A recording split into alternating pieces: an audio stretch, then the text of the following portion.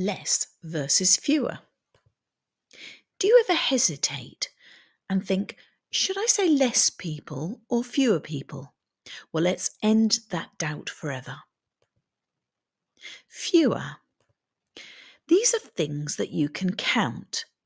For example, there are fewer apples on the tree this year.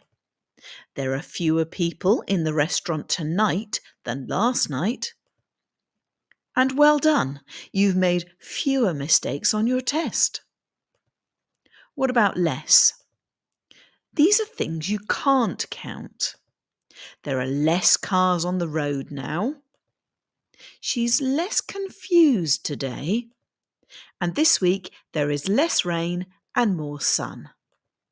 So remember, if you can count it, use fewer. If you can't count it, use less. Now it's your turn.